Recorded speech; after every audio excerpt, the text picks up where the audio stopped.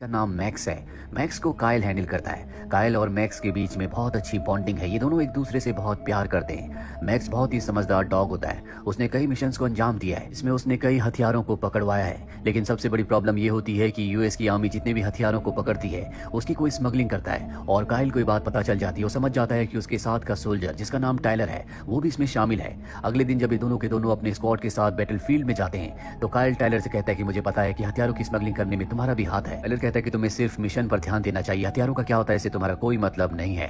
और तभी इनके आगे जो इनका डॉग मैक्स चल रहा होता है वो अचानक से रुक जाता है। मैक्स पीछे मुड़कर कायल को देखता है। कायल उसे आगे बढ़ने का इशारा करता है और जब मैक्स आगे बढ़ता है तभी वहां पर एक बहुत बड़ा धमाका होता है। ये देखकर कायल घबरा जाता है क्योंकि वो मैक्स से बहुत प्यार करता है। वो टाइलर से कहता है कि मुझे कवर फायरिंग दो और खुद वो मैक्स के पास चला जाता है और टाइलर उसके साथ धोखा करता है। वो खुद पत्थर के पीछे छुप जाता है, वो उसे कवर फायरिंग नहीं देता। और जब सब के सब कायल के पास पहुंचते हैं तो कायल को गोली लग चुकी होती है, उसकी मृत्यु हो जाती है। वो अपने देश के लिए शहीद हो गया। कायल की मौत का कारण सिर्फ और सिर्फ टाइलर है। अगर उसने उसे कवर फायरिंग दी होती तो उसकी जान बच सकती थी। यहाँ पर कायल की मौत के बाद मैक्स पूरी तरह से टूट जाता है। वो चर्च में कायल की फ्यूनरल सेरेमनी में भी जाता है जहाँ पर वो उसकी बॉडी के उसके ताबूत के सामने बैठ जाता है। और जब आर्मी वाले उसके ताबूत को ले जा रहे होते हैं तो मैक्स पूरी तरह से अग्रेसिव हो जाता है क्योंकि वो नहीं चाहता कि कोई भी कायल को उससे दूर ले जाए। पर जब कायल का छोटा भाई उसके सामने आता है जिसका नाम जस्टिन है तो मैक्स पूरी तरह से शांत हो जाता है क्योंकि जस्टिन का चेहरा अपने भाई कायल से हूबहू मिलता है। और मैक्स को ऐसा लगता है जैसे जस्टिन के रूप में उसने कायल को पा लिया। और जस्टिन को डॉग्स बिल्कुल पसंद नहीं होते, लेकिन वो मिलिट्री वालों की यहाँ पर अपने भाई के ताबूत को गाड़ी तक ले जाने में मदद करता है। मैक्स भी उसके पीछे आ रहा होता है जिसके बाद मैक्स को गाड़ी में बंद कर दिया जाता है। अगले दिन जस्टिन को दिखाया जाता है जो अपने घर पर होता है। वो अपने भाई की मौत से पूरी तरह से टूट चुका है और वो अपने बड़े भाई की मौत का कारण अपने पिता को समझता है क्योंकि उसी के पिता चाहते थे कि वो आर्मी में जाए क्योंकि वो खुद भी कभी आर्मी में थे। इसीलिए उसके अपने पिता से आर्ग्यूमेंट्स भी हो जाते हैं। और तभी वहाँ पर जस्टिन की मॉम आती है। वो बताती है कि मुझे अभी अभी फोन आया था जिसमें मुझे बताया गया कि मैक्स को अब वो लोग मार रहे हैं। ये पूरा का पूरा परिवार मैक्स से मिलने के लिए जाता है। उसे केज के अंदर बंद किया होता है। यहाँ पर आर्मी ऑफिसर बताता है कि कायल की मौत का इसके ऊपर बहुत गहरा असर पड़ा है, इसीलिए बहुत ज्यादा अग्रेसिव हो गया है। ये किसी के लिए भी खतरा बन सकता है, इसीलिए हमारे पास इसे मारने के अलावा कोई भी रास्ता नहीं है। और जब जस्टिन मैक्स के पास जाता है तो पूरी तरह से शांत होकर वहीं पर बैठ जाता है। साथ ही वो जस्टिन के ऑर्डर्स भी फॉलो करता है जो देखकर सबके सब हैरान होते हैं। और यहाँ पर जस्टिन की फैमिली तय करती है कि वो मैक्स को अडॉप्ट कर लेंगे क्योंकि मैक्स कायल के बहुत करीब था। कायल उससे बहुत प्यार करता था और अब ये परिवार मैक्स को अडॉप्ट कर लेता है। मैक्स को अपने घर लाते हैं लेकिन फैसला करते हैं कि उसे लॉन में रखा जाएगा क्योंकि इन्हें अभी शक होता है कि वो किसी के ऊपर हमला कर सकता है। ये मैक्स को बाहर लॉन में गार्डन में बांध देते हैं और रात को जब सब सोने की तैयारी कर रहे होते हैं तो मैक्स जोर जोर से भौंकना शुरू कर देता है। दरअसल वो कायल को मिस कर रहा होता है। उसकी आवाज से सब परेशान होना शुरू हो जाते हैं। जस्टिन भी मैक्स की आवाज से सो नहीं पा रहा होता, इसीलिए वो नीचे मैक्स के पास आता है। और जैसे वो मैक्स के पास आता है मैक्स पूरी तरह से शांत हो जाता है। पर जब जस्टिन वहां से जाने लगता है वो दोबारा भौंकना शुरू कर देता है। मजबूरी में जस्टिन को वहीं पर सोना पड़ता है। मैक्स भी शांत होकर वहीं पर बैठ जाता है। दरअसल मैक्स को हमेशा से जस्टिन के बड़े भाई कायल के साथ सोने की आदत थी, इसीलिए मैक्स उसे मिस कर रहा था। अगली सुबह जस्टिन अपने बेस्ट फ्रेंड के पास जाता है। वहां पर उसकी कजन सिस्टर होती है जिसका नाम कार्मेन है।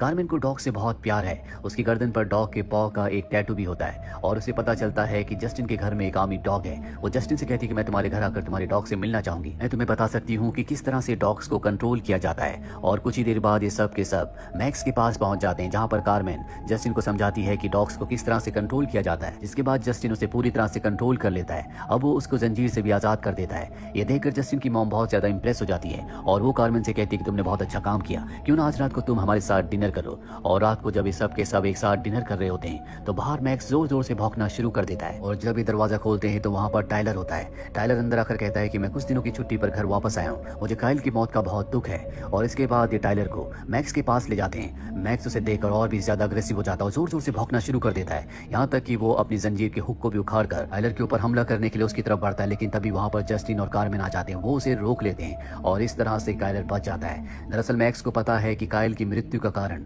और कोई नहीं बल्कि टाइलर है। अब क्योंकि मैक्स ने टाइलर के ऊपर हमला किया था इसीलिए जस्टिन के पिता अगले दिन उसके लिए केज लाते हैं और कहते हैं कि मैक्स को हमें इसके अंदर रखना होगा, मैं नहीं चाहता कि वो किसी और के ऊपर भी हमला करे। हालांकि जस्टिन ऐसा नहीं चाहता, वो भी समझता है कि उसके पिता जो भी कर रहे हैं वो पूरी तरह से ठीक है। वो नहीं चाहता कि मैक्स किसी के ऊपर फिर से हमला करे।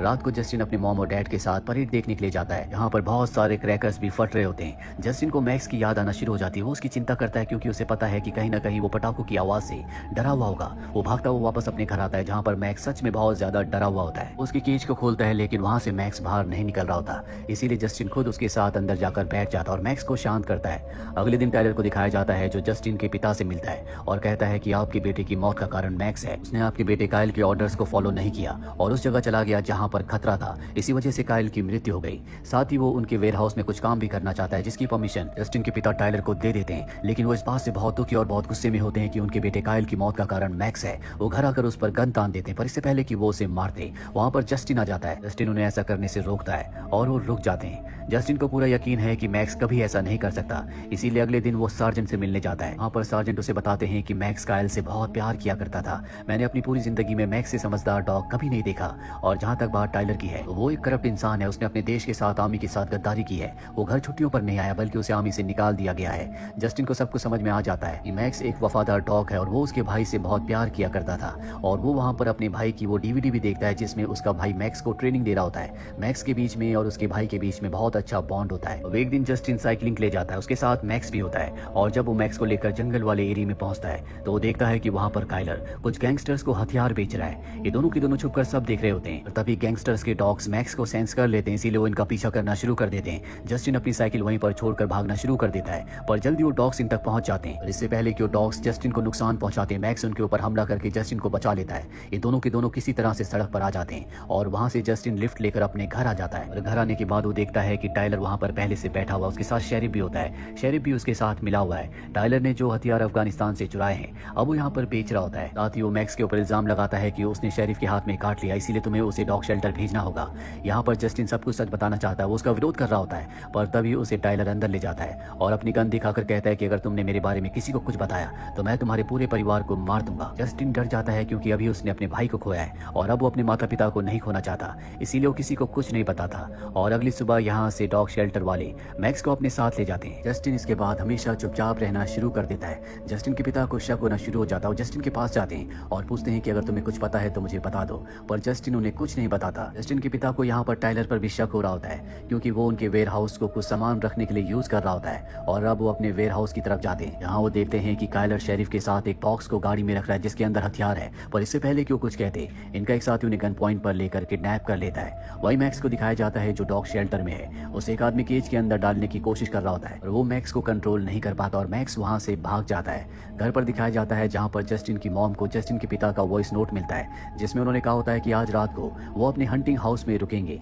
ये मैसेज पाने के बाद वो बहुत ज्यादा हैरान होती है क्योंकि इनके पास कोई भी हंटिंग हाउस नहीं होता। अभी यहाँ पर मैक्स भी पहुंच जाता है और मैक्स को देखकर जस्टिन बहुत खुश होता है। जस्टिन समझ जाता है कि टाइलर ने उसके पिता को किडनैप कर लिया है, इसीलिए वो अपनी बेस्ट फ्रेंड के पास और उसकी कजन कार्मेन के पास जाता है और ये तीनों के तीनों अब जस्टिन के पिता को ढूंढने के लिए निकल पड़ते हैं। इसमें मैक्स इनकी मदद कर रहा होता है, पर पूरी रात ढूंढने के बाद भी इन्हें जस्टिन के पिता नहीं मिलते। अगली सुबह जब ये जंगल के बीचों बीच जाते तो वहां से नीचे देख लेते हैं जहां पर टाइलर हथियारों की डील कर रहा होता है। गाड़ी में वहां पर जस्टिन के पिता भी होते हैं। कार्मेन यहाँ से साइकिल में पुलिस को बुलाने के लिए निकल पड़ती है, जबकि जस्टिन और उसका बेस्ट फ्रेंड यहीं पर रुककर टाइलर और उसके साथियों पर नजर रख रहे होते हैं। गैंगस्टर्स के पास जो डॉग्स होते हैं उन्हें एहसास हो जाता है कि आसपास कोई ना कोई है, इसीलिए वो इनकी तरफ बढ़ते हैं, पर एक बार फिर से मैक्स उन पर हमला करके उन्हें हरा देता है। टाइलर को पता है कि आसपास जस्टिन है, इसीलिए अपने साथी के साथ वो जस्टिन को मारने के लिए निकल पड़ता है। टाइलर के पिता जो गाड़ी में उनके सामने शेरिफ होता है, वो गाड़ी के दरवाजे पर किक करते हैं जिससे शेरिफ नीचे गिरकर बेहोश हो जाता है। वो उसकी गन ले लेते हैं और अब यहाँ पर जस्टिन और मैक्स भी आ जाते हैं। जस्टिन को देखकर उसके पिता बहुत ज्यादा खुश होते हैं और वो कहते हैं कि अब भी टाइलर हमारे पीछे है,